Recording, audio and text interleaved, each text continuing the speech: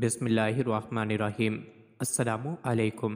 روزانہ واقعات سننے کے لیے اس چینل کو سبسکرائب کریں۔ صبیح الالکونی سے منقول ہے کہ ایک عورت کے پاس مغیرہ بن شعبہ اور ایک عرب نوجوان نے شادی کے لیے پیغام بھیجا اور نوجوان خوبصورت اور انفوان شباب میں تھا۔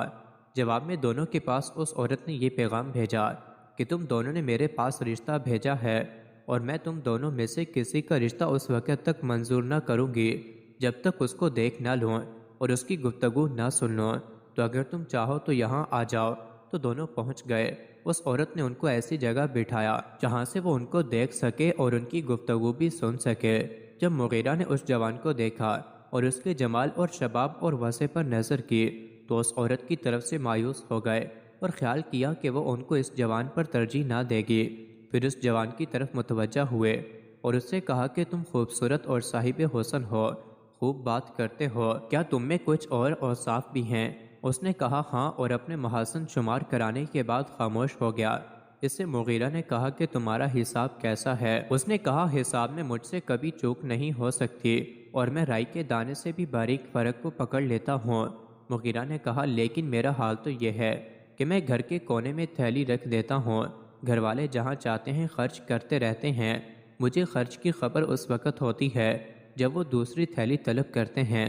عورت نے کہا واللہ یہ شیخ جو مجھ سے کسی چیز کا محاسبہ نہ کرے اس شخص سے بہتر ہے جو رائی کے دانے سے بھی چھوٹی چیز پر نظر رکھنے والا ہے۔ اس نے مغیرہ سے نکاح کر لیا۔ حضرت عمر بن الاس کے متعلق ابن الکلمی کہتے ہیں فتح کیساریہ کے لیے جب عمر بن الاس نے چڑھائی کی تو غزہ پر پڑاؤ کیا۔ کیساریہ کے حاکم نے یہ ایک رومی بادشاہ تھا جس نے ایک عظیم الشان لشکر کے ساتھ کیساریہ میں قیام کیا تھا جو مسلمانوں کے لشکر سے کئی گنا زائد تھے۔ ایلچی بھیجا کہ اپنی طرف سے یہاں ایک سفیر بھیجو، ہم گفتگو کرنا چاہتے ہیں۔ عمر بن الاس نے سوچا کہ میرے سوا اس کی فکر کا کوئی شخص موجود نہیں ہے، اس لیے خود ہی سفیر بن کر اس کے پاس جا پہنچے اور گفتگو شروع کر دی۔ اس نے ایسی پرشوکت اور وزندار گفتگو سنی کہ اس سے پہلے بھی نہ سنی تھی۔ تو اس نے کہا کیا آپ جیسا آپ کے ساتھیوں میں کوئی اور بھی ہے؟ آپ نے جواب دیا میری قدر و منزلت کے بارے میں جو وہاں ہے کچھ نہ پوچھیے، انہوں نے مجھے آپ کے پاس بھیجا اور مجھے پیش کرنے میں جو مصلحت ہے وہ ہے دراصل بڑوں کی یہ انداز نہیں ہوا کہ آپ کا برتاؤ میرے ساتھ کیا ہوگا۔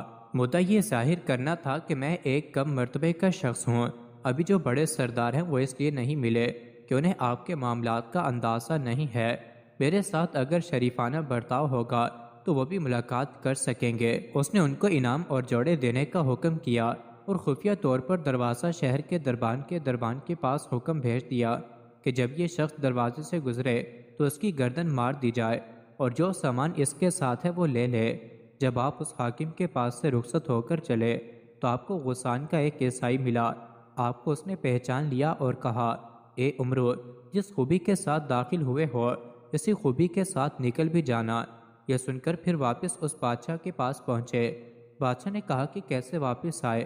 آپ نے کہا میں نے ان عطیات پر غور کیا جو آپ نے مجھے عطا فرمائے، میں نے ان میں اتنی گنجائش نہیں پائی جو میرے چچا کے بیٹوں کے لیے کافی ہو سکیں، اس لیے میں نے یہ ارادہ کیا کہ یہ عطیات یہاں چھوڑ کر ان میں سے 10 کو اپنے ساتھ لے کر آ جاؤں، تو آپ اس کو 10 پر تقسیم کر دیں، اس صورت میں آپ کا احسان 10 پر ہوگا اور یہ اچھا ہے بنسبت اس کے کہ صرف ایک شخص پر ہو۔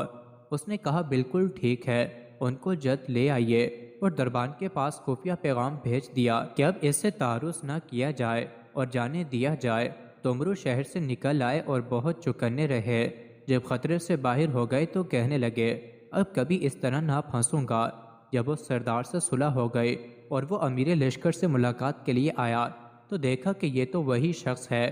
کہنے لگا آپ وہی ہیں؟ آپ نے کہا ہاں، آپ میرے ہی ساتھ غداری کر رہے تھے۔ مزید ایسی ہی ویڈیوز کے لیے چینل کو ضرور سبسکرائب کریں۔